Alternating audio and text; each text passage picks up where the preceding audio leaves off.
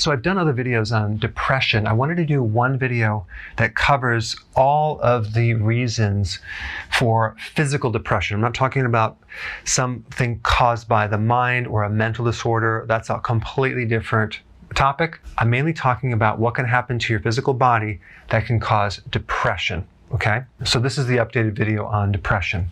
All right, number one, if you have low omega-3 fatty acids.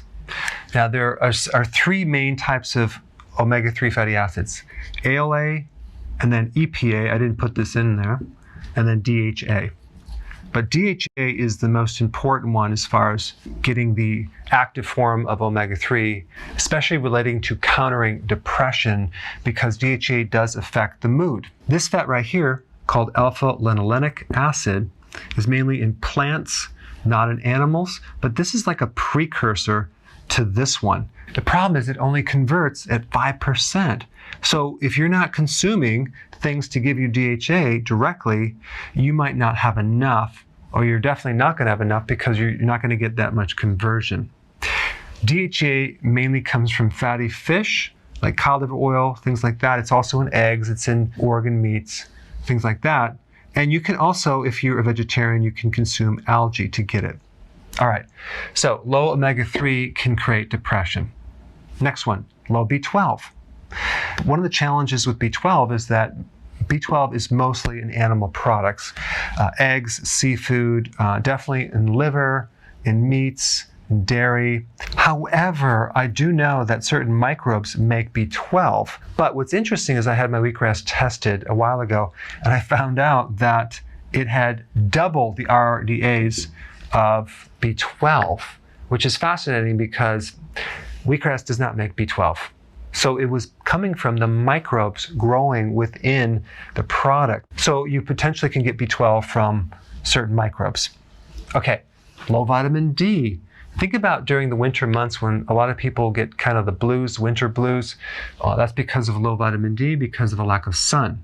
One point about vitamin D I would point out is that if you're on a low cholesterol diet, if you're taking a statin that's blocking cholesterol, if you have some type of problem that you can't produce enough cholesterol, you may not be able to make enough vitamin D because cholesterol is the precursor to make vitamin D. So the only reason I'm bringing that up is that if you're on a cholesterol medication and you're depressed, it could be because of that connection right there.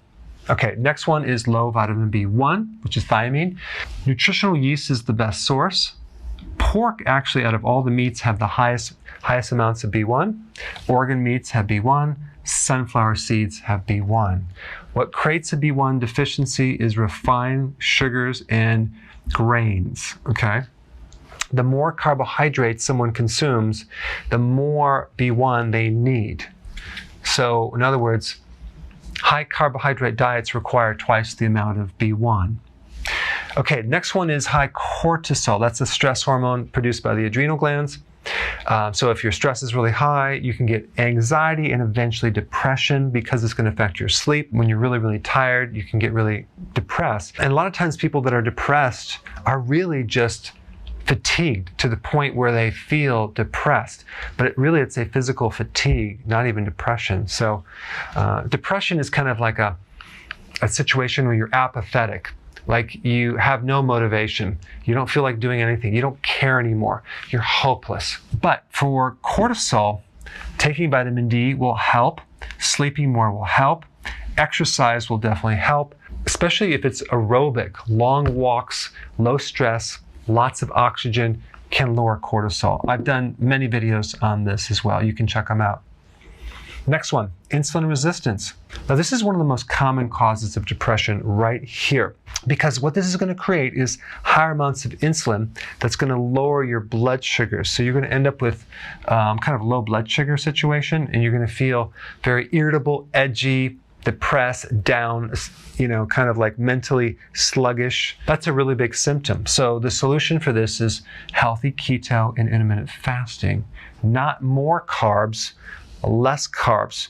I put a link down below to really understand this and teach you what to eat to resolve this right here.